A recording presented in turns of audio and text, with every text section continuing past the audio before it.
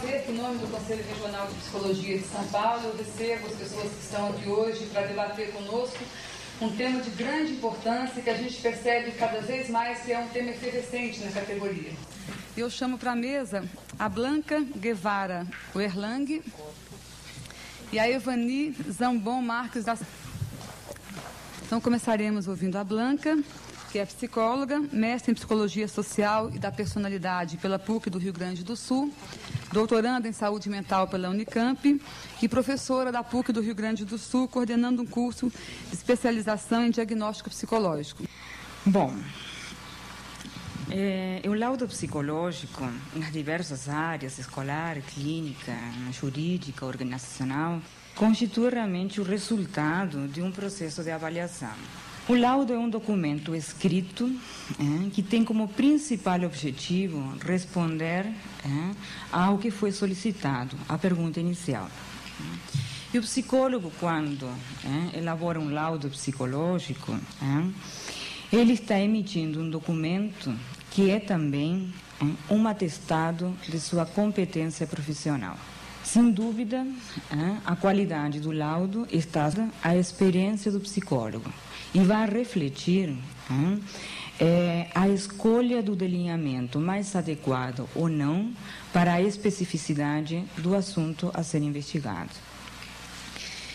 O psicólogo, quando está no processo de avaliação, ele vai ter que programar, selecionar e utilizar estratégias psicológicas adequadas para aquele indivíduo que ele está avaliando e para aquela situação que esse indivíduo faz parte.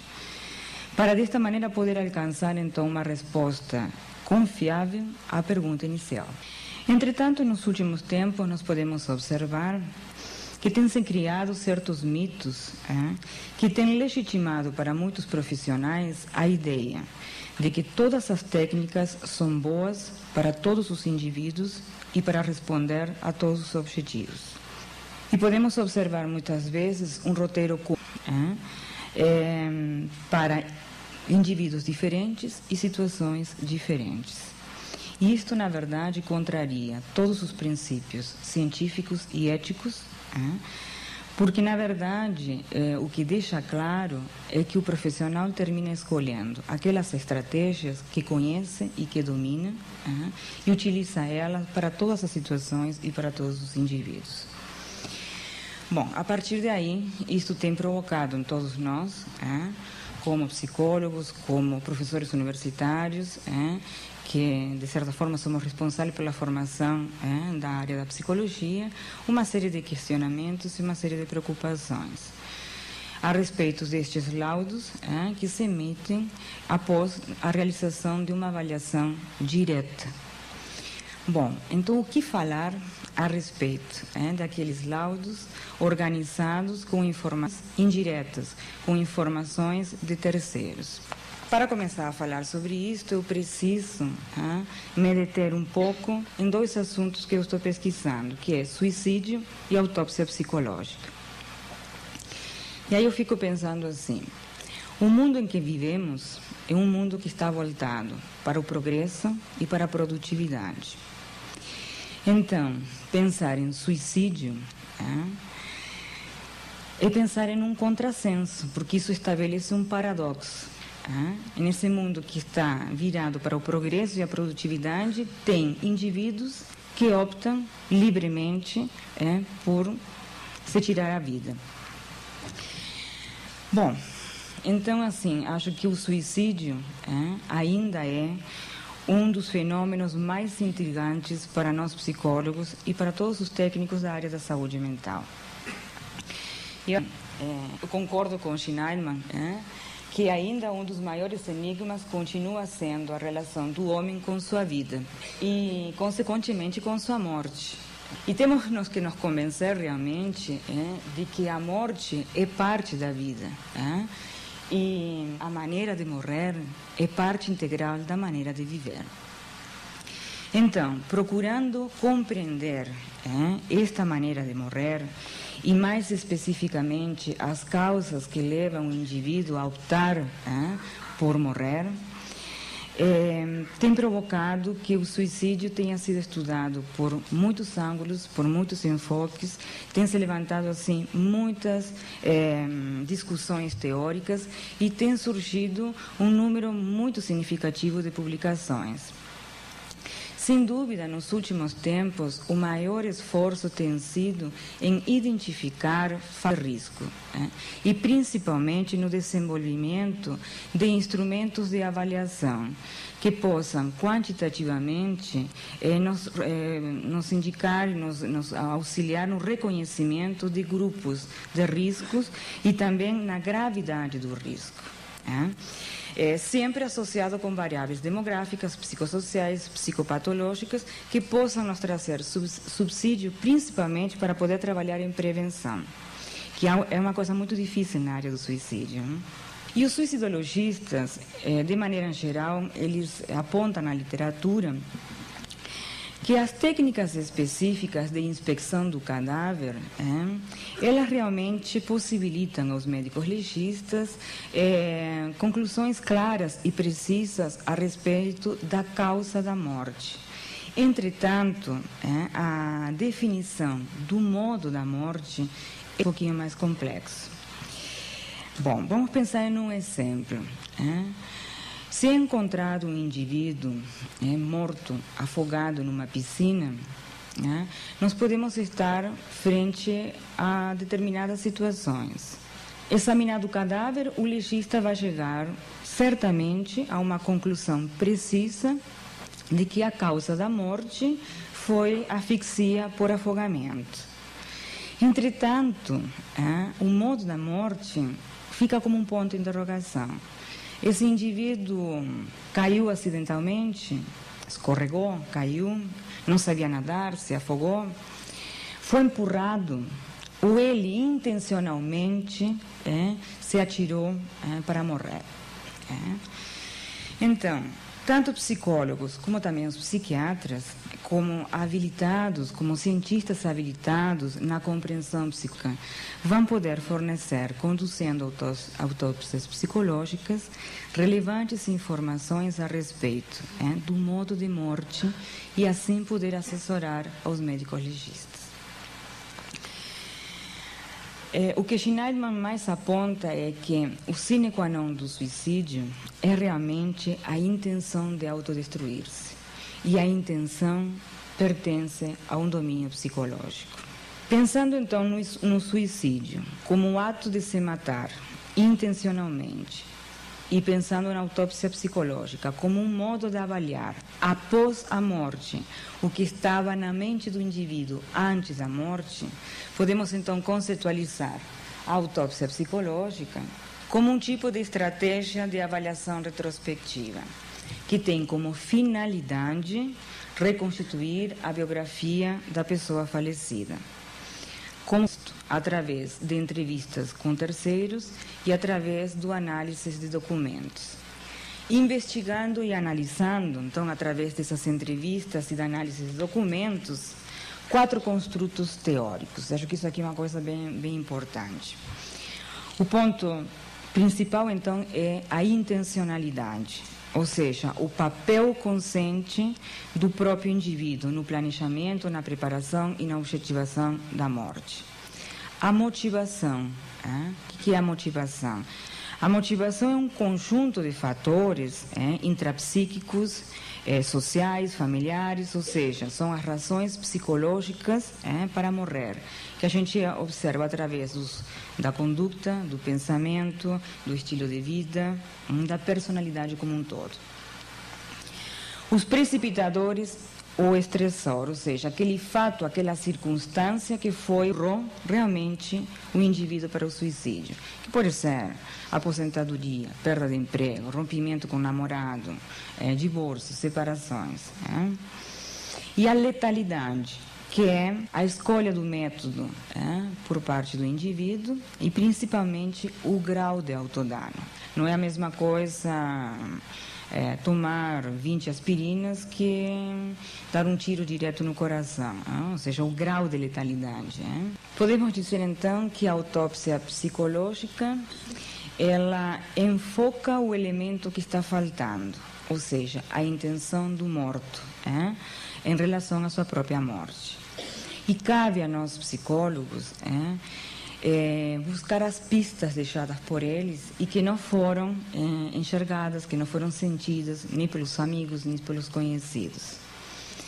E agora nós entramos em uma situação muito complicada. Como fazer isto? Como conduzir autópsias psicológicas? E encontramos na literatura que isso varia de autor para autor. Isso varia de pesquisador para pesquisador, de perito para perito. Na verdade, falta um modelo de procedimento estruturado para a autópsia psicológica. O próprio Schneiderman, que é o pai da autópsia psicológica, ele mesmo expressa de que ele não usa um roteiro padronizado, ele não tem um esboço fixo para desenvolver as suas entrevistas. E ele afirma que o mais importante é realmente a competência do profissional, a sua experiência clínica na condução das entrevistas. Entretanto, ele, por ser um dos pioneiros no trabalho da autópsia psicológica, ele foi muito exigido, muito solicitado pelos autores para ele poder publicar ou mencionar os pontos básicos para serem investigados na autópsia psicológica. E aí, então, ele elaborou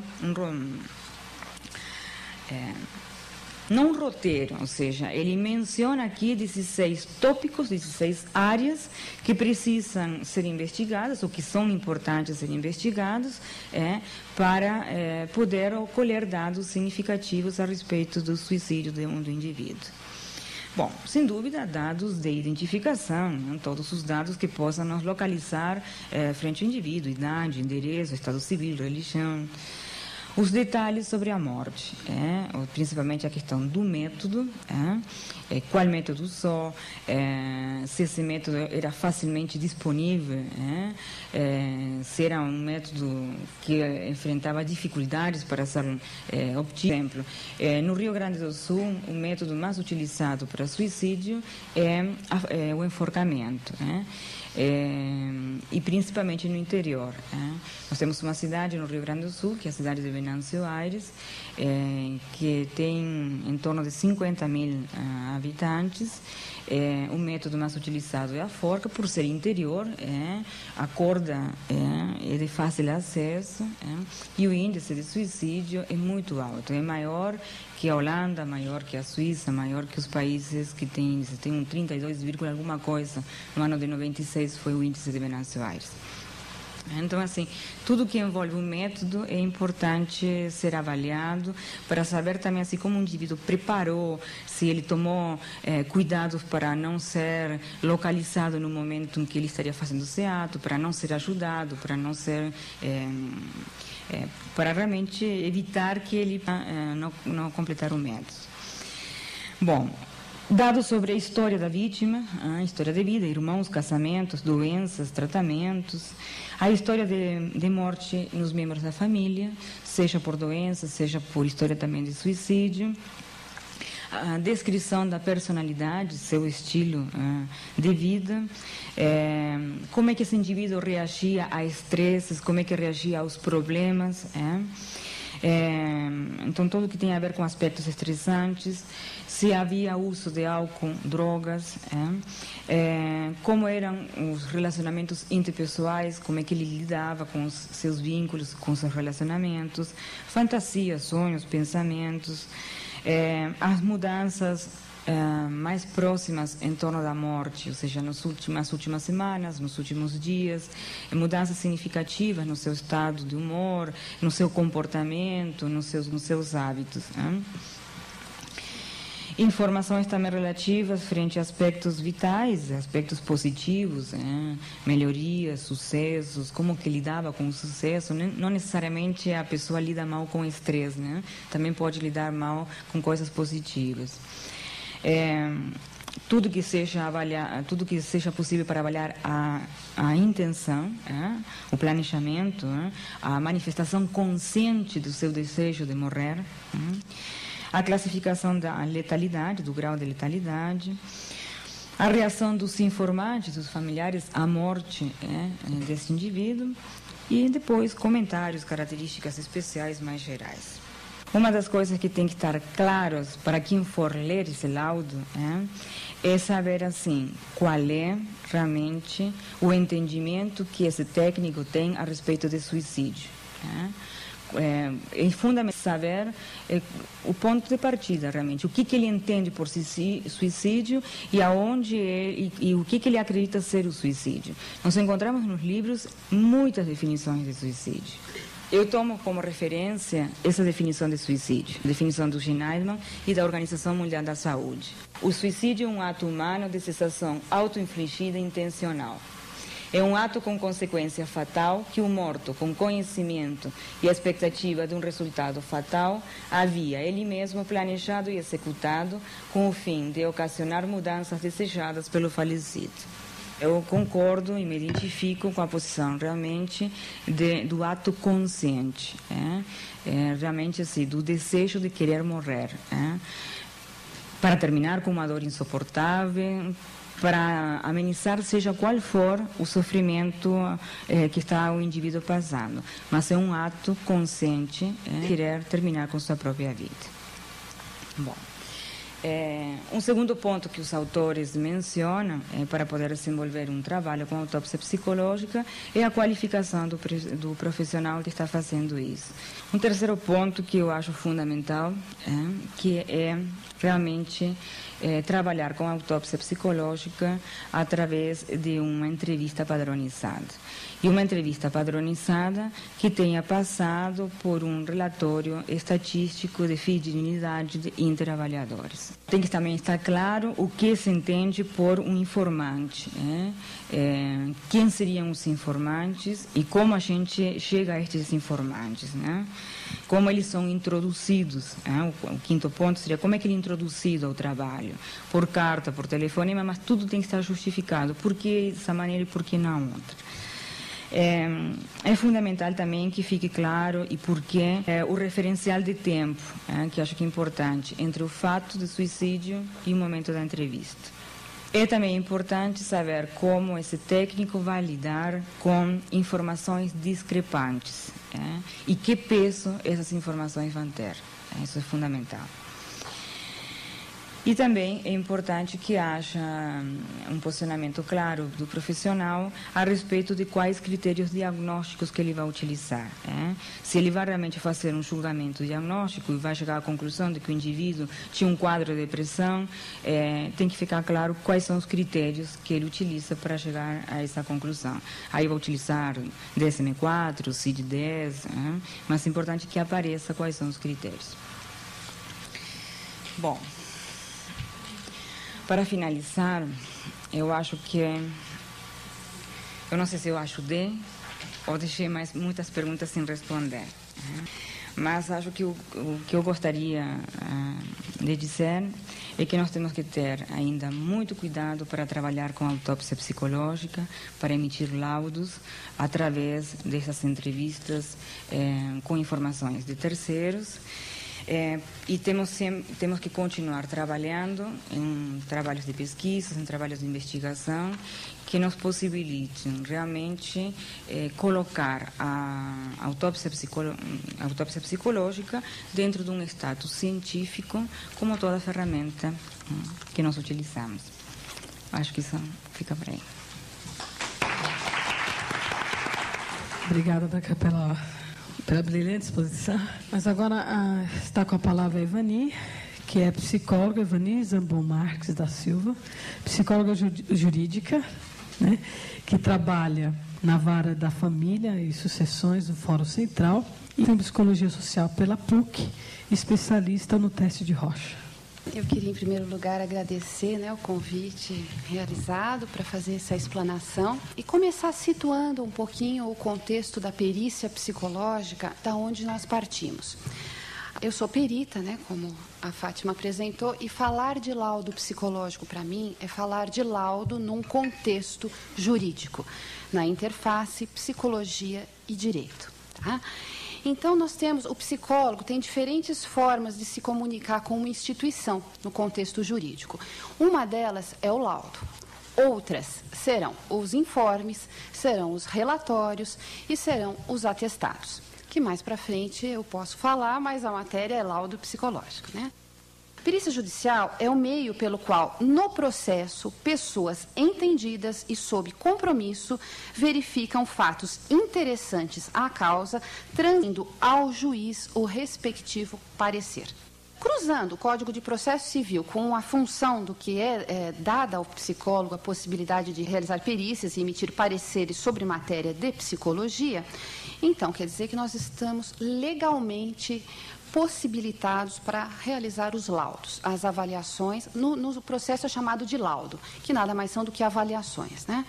Voltando à perícia. A perícia jurídica realizada no Poder Judiciário ou em relação a causas ligadas a um processo, elas servem como meios de provas. Como eu já falei, a perícia é um meio de prova. E com isso, tem todo um peso, tem todo um ônus para o profissional que assume esta relação com a justiça. Ele toma ciência da sua indicação, ele assume um compromisso perante a autoridade judiciária e vai responder por isso. Então, como eu falei, voltando à perícia é um meio de prova e cabe ao perito descrever e opinar sobre a verdade dos fatos. Verdade bem entre parênteses, né? Porque existem N discussões no âmbito da psicologia, o que vem a ser lançar a opinião sobre a verdade dos fatos, né? Mas como a perícia definida ela é moralmente legítima e hábil para provar a verdade dos fatos, em que se funda a ação e a defesa das partes, então elas são passíveis de uma avaliação, se assim o juiz entender que carece de conhecimentos para sentenciar, para continuar a evolução processual. Exemplo, num processo de separação conjugal, onde haja discussão pela guarda dos filhos, se for do entendimento do juiz que, na argumentação dos senhores advogados, faltam elementos que colaborar para a formação de opinião do juiz, ele lança a mão da prova pericial, determinando o início de uma perícia, a nomeação de um perito e facultando, né, dando a possibilidade para as partes a indicação de seus respectivos assistentes técnicos, que também é uma figura que consta no Código de Processo Civil, legalmente instituída, e que vai acompanhar o trabalho do perito, certo? Então, uma vez que o juiz determine a realização dessa prova pericial, tem o perito total liberdade de entrada na vida das pessoas que fazem parte daquele processo, ou seja, das partes do processo. Então, voltando, né, ao meu exemplo, num processo de separação conjugal, uma ex-marido e ex-mulher brigando pela guarda, litigando, que é a palavra correta juridicamente, litigando pela guarda dos filhos. Cabe ao juiz, então, se assim ele entender que falta de recursos, encaminhar para um estudo psicológico, social, psicossocial, etc. E é dado um prazo, que a lei define como de 30 dias, para que seja emitido um parecer. E o resultado da perícia, como a nossa colega já colocou, é um laudo. Tá? O documento derivado da perícia é chamado de laudo psicológico, que consta de uma avaliação, constando a metodologia, constando o instrumental que eu utilizei, a fundamentação teórica que eu utilizei, da onde eu parti para chegar àquela análise. Existem várias discussões sobre como deveriam ser formados e equacionados e organizados os laudos psicológicos. Há correntes que dizem que eles deveriam ser descritivos, há correntes que devem ser descritivos e conclusivos, certo? Então, isso é uma discussão ainda que eu acho que tem muito pela frente, né? Porque a partir do momento que eu vou avaliar as pessoas com o meu instrumental, com a ciência que eu estou sendo legitimada a usar, eu não necessariamente preciso concluir para o juiz o senhor faça o que o senhor quiser. Eu não preciso falar, a criança deve ficar com um ou com outro. Ou, esta é uma corrente. A outra é, do ponto de vista psicológico, que é a corrente na qual eu me valho, que eu uso no meu dia a dia, do ponto de vista psicológico, o fulaninho, a criancinha, e aí tem todo o laudo para fundamentar o que seria, do ponto de vista psicológico, mais adequado. Tá?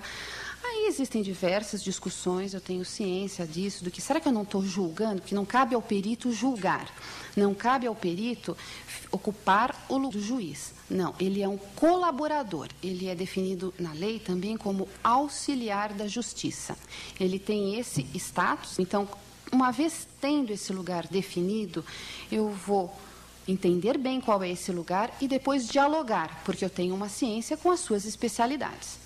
Eu acho que nós temos uma entrada e uma possibilidade de entrada com as pessoas que transcende o laudo pericial. Embora a lei diga que a perícia é feita para o processo e dentro do processo. Agora, nós temos pessoas na nossa frente, nós temos entradas extremamente significativas e importantes, em momentos significativos das vidas dessas pessoas. Então, a perícia, ao meu ver, deve ser um instrumento que possa, de alguma maneira, facilitar, sensibilizar, ajudar aquele indivíduo a buscar caminhos, a buscar saídas, a buscar alternativas que não, com certeza, não serão encontradas no poder judiciário, nem na figura de um juiz, muito menos. Normalmente, as pessoas chegam muito fragilizadas para um momento de perícia, e eu estou dizendo mais assim, no contexto de vara de família, ou mesmo no contexto de vara cível. Um exemplo que vem, uma área, né, que vem crescendo muito, são as perícias cíveis, em casos de danos morais, danos estéticos por cirurgias diversas. Então, é uma outra possibilidade de trabalho para o psicólogo e que também já vai abrir uma outra fonte de estudo, de especialidade. Dano moral, dano estético, erro médico, são coisas novas para nós trabalharmos e estão aí. Quer dizer, outro caso que me ocorre, cai o avião da TAM, a pessoa fica traumatizada, pede uma indenização, só para materializar um pouco o que seria um processo de vara cível, né, com danos morais. A pessoa pede fazer um tratamento psicológico por um número X de anos. A companhia, por exemplo, se nega, dizendo que já havia alguma coisa na personalidade dessa pessoa que rotulava como doente, como depressiva, sei lá, o rótulo que eles usam, né? Então, chega para o perito psicólogo avaliar, é alguma coisa recente, alguma coisa estrutural, alguma coisa dinâmica? Cabe, não cabe essa avaliação? E as perguntas são feitas de maneira direta. Muitas vezes a perícia, aliás, na maioria das vezes, ela é norteada por quesitos. Quesitos estes formulados por advogados e pelos seus assistentes técnicos, que nada mais são do que os nossos colegas psicólogos que trabalham assistindo as partes. Então, vou entrar um pouquinho na figura do assistente técnico, né, que eu falei rapidamente, está definido na lei, que ele é um consultor técnico das partes. Tá? Ele é um consultor técnico específico das pessoas que buscam o judiciário. A partir do momento que o juiz determina a realização de uma perícia, é dada a possibilidade de indicar os seus assistentes técnicos, os seus psicólogos que acompanharão o trabalho do perito. Então, no caso de separação, a ex-mulher contrata um profissional da psicologia e o ex-marido também, ou não, conforme a situação. São pessoas pagas particular, não são... o pagamento do perito no Poder Judiciário é do Estado. O assistente técnico é um profissional do âmbito particular, normalmente, ele vai assistir ao trabalho da perícia. A lei define que o assistente técnico pode acompanhar de maneira bastante próxima ao trabalho do perito, e o que já foi equacionado, que na psicologia é totalmente inviável, eu ter uma pessoa do meu lado assistindo a entrevista, ou eu aplicar um teste de Rocha com alguém assistindo. Então, isso já existe, algum entendimento disso, e na prática, isso acontece de uma maneira mais através dos pareceres do assistente técnico. O documento emitido é parecer, laudo é apenas do perito. Tá? Isso é um entendimento também jurídico, né? Que o documento emitido do perito é sempre laudo, e essa é uma definição importante. E nesse laudo contém um parecer. E o assistente técnico realizará uma avaliação crítica em cima do trabalho do perito, que pode concordar ou não concordar com a metodologia e conclusões utilizadas. Tá? E o assistente técnico tem uma entrada dita como parcialidade. A lei, o Código Inicial do Buzaide, na década de 70, não admitia essa parcialidade. Isso foi um avanço, tá, da reforma do Código de Processo Civil, uma vez que o assistente técnico tinha as mesmas responsabilidades e ônus do perito. Terminada a perícia, após 10 dias, como eu coloquei, o assistente técnico oferece o seu laudo, o seu parecer, contradizendo ou aceitando ou discutindo. Depois desse prazo, vai para a ciência do Ministério Público, que são os promotores de justiça, que não é mais usada essa terminologia, atualmente são os curadores de família, e eles terão ciência dos laudos. As partes terão, através dos seus advogados, e será encaminhado para o juiz marcar a audiência de conciliação. Aí tem um nome jurídico específico, essas audiências finais, instrutórias e de conciliação. E aí o juiz poderá ou não se valer do laudo psicológico. Ele é sempre parte do processo, ele vai ser sempre anexado. Porém, se aquela sugestão, se aquele estudo, aquela avaliação vai ser utilizada, não sabemos. É de livre arbítrio do juiz a utilização desse material. Pela experiência, na maioria dos casos, né, que nós atendemos ali no serviço de psicologia do Fórum João Mendes, das varas da família do Fórum João Mendes, quando o caso chega para avaliação, para a realização de perícia, eu costumo dizer que é porque o jurídico não deu conta. Ele chega tarde, ele chega estourado, ele chega sem muitas possibilidades de ajuda até e de sensibilização. Então, existem várias discussões, até possibilidades de frente de trabalho, que nós temos pensado de que se chegue antes, que não precisa acontecer um litígio. Nós atuamos na medida em que ocorra um litígio, uma discordância, uma discussão, briga entre as partes num determinado acordo jurídico. Se o caso chegasse antes, aí tem toda uma outra possibilidade que nós temos discutido de atuação, aí de uma maneira mais intervencionista, tudo, né? Então, o juiz, como eu estava dizendo, ele pode ou não se valer daquele laudo. Ele pode dispensar, ou ele pode aceitar, ou ele pode determinar quesitos suplementares. Além dos quesitos respondidos na inicial, ele pode determinar mais quesitos para esclarecer, ou as próprias partes podem interpor quesitos que possam esclarecer algum ponto obscuro do laudo, da própria atuação do perito. Então, tudo que eu lanço por escrito no âmbito do judiciário, eu tenho que saber responder por anos, a fio. A gente costuma dizer, né, as palavras ficam, e a escrita mais ainda, né? Então, lógico, sempre temos que tomar cuidado com o que escrevemos, mas um processo hoje, com um laudo anexado, digamos que o juiz não se valha, você sugeriu alguma coisa, ou você recomendou alguma coisa, avaliou alguma coisa que passaram por cima, entraram num acordo na audiência, ótimo, encerrou-se o processo. Mais para frente, aquele mesmo casal, brigando pela guarda de filhos, a ex-mulher, por exemplo, interpõe uma ação de reavaliação de alimentos. Tá? Uma revisional de alimentos. Né? Vamos ver como é que está a situação, não dá, as crianças cresceram, precisam ganhar mais. Volta aquele processo com tudo que tem lá atrás escrito, há 2, 3 ou até mais anos atrás. A vida mudou. Né? Quer dizer, a realidade é uma realidade que não é estática, principalmente quando se fala de crianças. Né? Mas você tem que saber responder pelaquela época e justificar o que você escreveu. Além disso, nós trabalhamos para a primeira instância, né? Onde ficam os juízes de primeira instância. No caso de recurso, né, vulgarmente falando, o advogado vai recorrer da decisão do juiz. Não, vai recorrer. Então, sobe para uma outra instância, a segunda instância, formada pelos desembargadores do Tribunal de Justiça. E as questões de família, isso eu acho um dado muito importante, as questões ligadas a toda a área do direito de família, elas são julgadas pelo TJ, pela Câmara de 5 desembargadores. quando as questões de falência e concordata e outras, né, âmbito criminal, são julgadas por um tribunal que é chamado de tribunais de alçada civil e alçada criminal. Então, isso, por que eu acho importante? Porque as questões de direito de família e de infância e juventude adquirem um status social, psicológico e legal extremamente importante.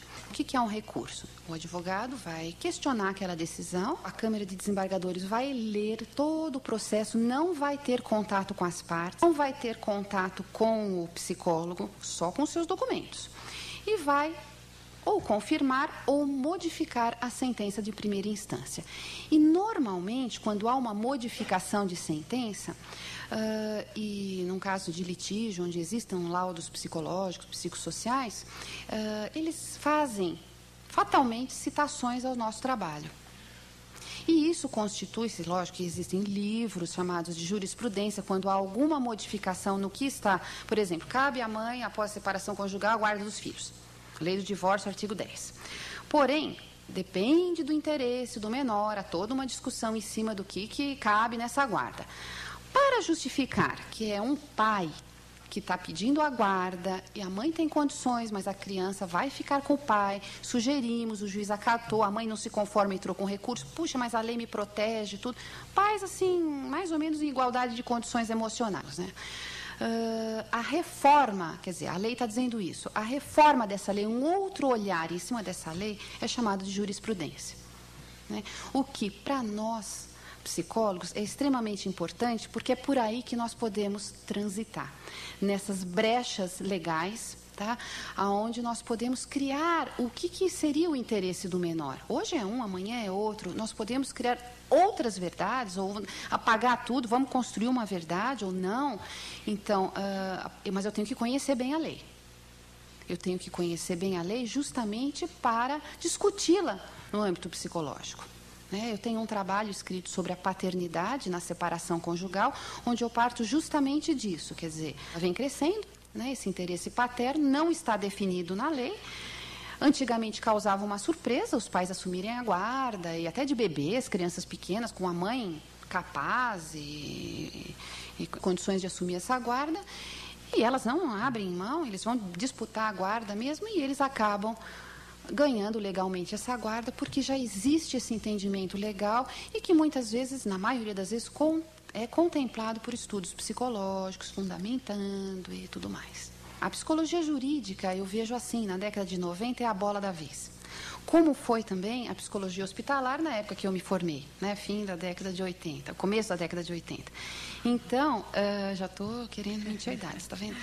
Então, eu acho que existem conquistas importantes nessa área. Agora, recentemente, foi aberta a possibilidade de, ainda não regulamentada, mas a possibilidade de estágio no âmbito jurídico para estudantes de psicologia, o que abre um importante caminho para a sedimentação da psicologia jurídica. Então, assim, gerais, eu acho que é isso, não sei se...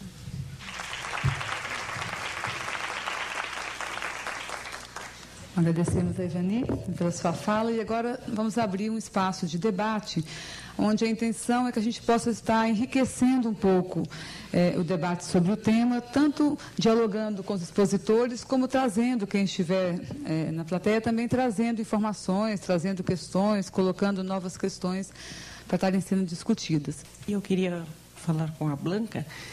Você falou da entrevista para a autópsia e falou que deve ser padronizada, fidedigna, concordo com tudo isso. Agora, eu quero saber quando acaba este momento da investigação e se começa, de repente, uma intervenção com os familiares. Quer dizer, qual é o limite entre essa investigação, porque você começa a mexer muito, acho que mobilizadoras, né? O limiar entre a investigação e a intervenção é uma das coisas que me dá mais medo. O meu objetivo de doutorado é justamente... eu organizei um roteiro de entrevista estruturado. Eu estou agora colocando ele em prática, estou entrevistando familiares, conhecidos, e depois esse estudo vai passar por um processo de avaliação entre avaliadores. Vai ser trabalhado com 3 juízes que trabalham com suicídio, para poder, então, obter um estudo de fidelidade do instrumento. E eu, sempre que vou para a entrevista, eu vou com minha pasta, com aquela entrevista estruturada, mas só que, lógico, cada pergunta que a gente faz gera N perguntas associadas àquela premissa, de acordo com aquilo que os familiares estão expondo. Eu procuro, assim, me manter na investigação, na coleta de informações, mas claro que nós não estamos tratando com um assunto de comadres, um assunto super sério, doloroso, que mexe muito, e principalmente naquelas entrevistas em que participam crianças, em que participam filhos da pessoa que se matou. 20 dias atrás, mais ou menos, uma das entrevistas que a gente realizou, o informante principal era a filha de 10 anos da moça que se matou. Porque quem encontrou a mãe enforcada no meio da sala foi a menina de 10 anos. Então, essa menina é o informante principal. Ele é realmente a testemunha ocular. Ela não viu o momento do ato. Mas quando pegou a sua mãe, ainda era uma casa muito humilde, o teto baixo, que ela com uma faca conseguiu cortar a corda. A mãe, ela expressa que a mãe estava quente, estava morta, mas estava quente. Bom, esse tipo de entrevista com crianças e dando o depoimento é terrível. É terrível, porque por mais que a gente tenha experiência na condução de entrevista e tudo aquilo que a gente sabe que um psicólogo tem que ter, a gente é gente, a gente se emociona junto. E por isso, essa criança, várias vezes eu perguntei, porque ela chorava muito, se ela não queria parar, a gente podia parar a entrevista. Não, eu quero ajudar. Bom, a gente sabe que em situações que a coisa fica muito pesada, a gente corta a entrevista, não dá continuidade e a gente faz muita orientação. Na literatura já aparece a informação de que muitos investigadores trabalham com a autópsia não tanto com a intenção de investigar, sino como uma ferramenta de apoio terapêutico, porque realmente auxilia muito as pessoas falarem sobre o assunto, recordarem uma série de coisas, se sentir culpadas, porque às vezes com nossa pergunta, ela diz, mas eu podia ter me dado conta de aquilo que ela me disse há tanto tempo atrás. Que estava negado, apagado, a pessoa se dá conta. Então, a gente também levanta muita culpa. E aí, imediatamente, a gente tem que trabalhar, tem que dar um retorno, e aí, de certa forma, é uma intervenção de apoio terapêutico. Eu não sei se ela é terapêutica, se de intervenção, como se fosse um paciente nosso de terapia. Mas, ela, sem dúvida, a gente tem que dar esse apoio. A pergunta é para a Ivani. Você falou de uma série de leis, de como deve ser o comportamento do perito e do assistente técnico nas varas de família, né? Eu gostaria de saber se o procedimento é o mesmo, quais as diferenças na vara da infância e da juventude. Nas varas da infância e juventude, não se fala em perícia, tá? Se fala em relatório psicológico definido pelo ECA.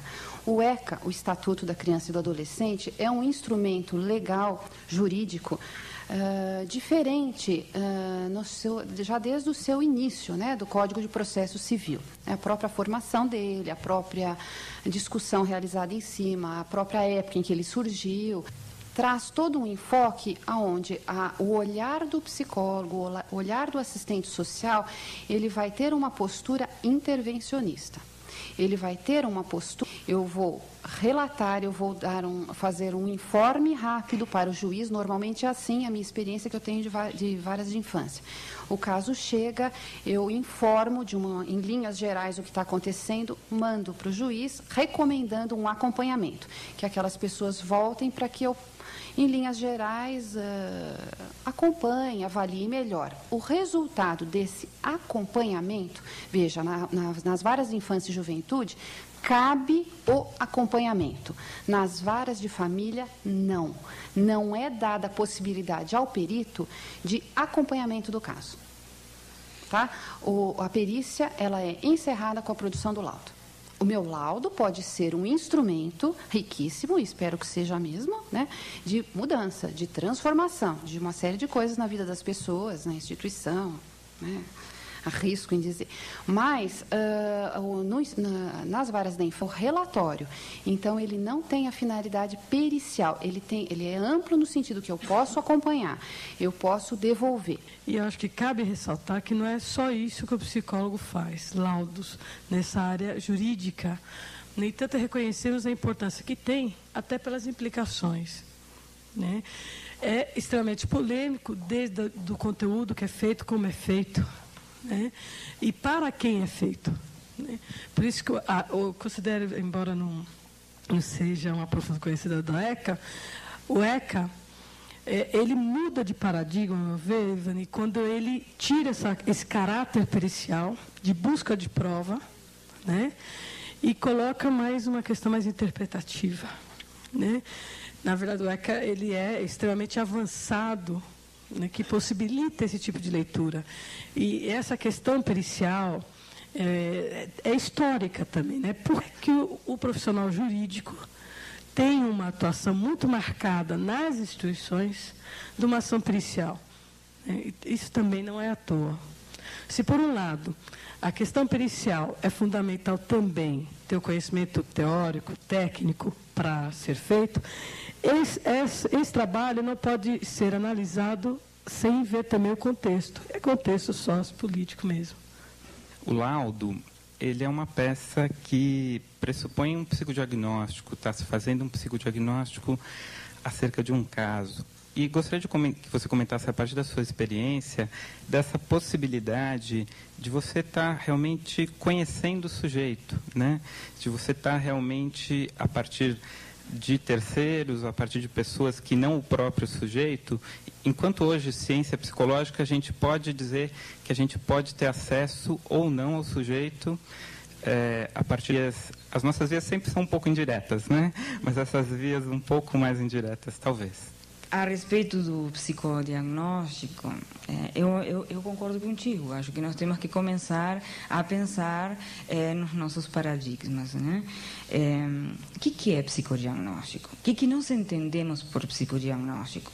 Psicodiagnóstico significa o psicodiagnóstico clássico da Ocampo, da Jurema Cides Cunha. Então, o psicodiagnóstico é um processo limitado no tempo, que é composta por várias etapas, entrevista inicial e escolha de instrumentos psicológicos, escolha de testes que fazem parte desse processo psicodiagnóstico. Mas nós podemos também falar em avaliação psicológica, que pode ter pontos muito em comum com o psicodiagnóstico clássico, mas que pode ter também alguns pontos diferenciados. Não todas as avaliações psicológicas são obrigadas a utilizar testes psicológicos. Eu volto ao primeiro ponto que eu falei. Eu acho que é importante ter claro, e aí também faço um gancho com a questão da linguagem nos laudos, né? O laudo tem que responder aquilo que foi perguntado. E o psicólogo não pode se esconder em uma linguagem rebuscada para responder aquilo que lhe é perguntado. O psicólogo tem que utilizar técnicas adequadas para investigar aquela situação e aquele indivíduo, que não necessariamente são testes, podem ser entrevistas. E é importante que use uma linguagem que seja compreensível. Não precisa entrar na psicodinâmica e falar que o id, o ego e sei lá mais o que, os mecanismos de defesa. Pode falar tudo isso dentro de uma linguagem mais compreensível. Não é a linguagem rebuscada que vai aumentar a qualidade do laudo. Acho que isso é extremamente importante. Bom, e aí nós vamos ter que repensar nossa formação, nossa intervenção, nossa atuação. Branca, eu queria saber se você vê a possibilidade deste tipo de investigação em casos que não sejam de suicídio. Você ligou diretamente à questão do suicídio. Como é que é em outros aspectos? Por que estaria tão ligado exclusivamente ao suicídio? Isso tem a ver um pouquinho também com minha caminhada na investigação. Eu tinha como proposta pessoal trabalhar com suicídio. E eu também, preocupada de trabalhar em prevenção, eu queria entender assim que legado familiar existe na família de um indivíduo que cometeu suicídio. Então, a primeira forma que eu achei que poderia investigar isto era podendo fazer entrevistas com a família para poder colher dados que me auxiliassem a levantar o genetograma dessa família, avaliando 3 gerações para trás.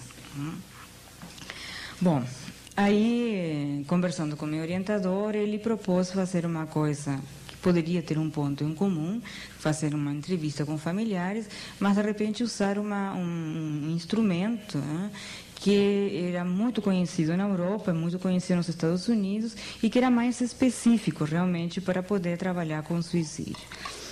E realmente, assim, todas as publicações, se a gente coloca nos bancos de dados computarizados, a gente coloca autópsia psicológica, todos os textos que nós vamos encontrar publicados vinculam a autópsia psicológica com suicídio. Eu não tenho encontrado, assim, publicações que abordem com homicídio, que eu acho que também é uma possibilidade. Um indivíduo que comete um crime, comete um homicídio, perfeitamente pode ser também investigado, mas aí se investiga diretamente com o indivíduo, né? E a proposta da autópsia em si é realmente poder fazer uma avaliação retrospectiva. A autópsia é uma estratégia de avaliação retrospectiva para poder realmente obter o perfil psicológico do indivíduo que se matou. Mas eu acho que no momento em que a gente possa estruturar um roteiro padronizado de autópsia para casos de suicídio, sem dúvida a gente vai poder fazer adaptações para poder trabalhar e transportar isto em caso, por exemplo, de homicídio. Bom, gente, para concluir, eu só queria colocar que acho que foi acertada a ideia das 4 entidades de fazer uma sequência de debates, que acho que essa questão é muito a mesma questão dos laudos por fontes indiretas. A gente está começando essa discussão, acho que tem várias questões, né, para serem aprofundadas, e acho que é legal poder estar começando isto hoje. Então, em nome das 4 entidades, a Associação Brasileira de Psicologia Escolar, Jurídica, Conselho Federal de Psicologia e Conselho Regional de Psicologia, quero agradecer nossas 2 palestrantes que tanto ajudaram aqui na discussão e a todos vocês que vieram dialogar conosco sobre esse tema. E reforço o convite para a semana de 27 de agosto a gente poder estar junto em várias oportunidades. Obrigada.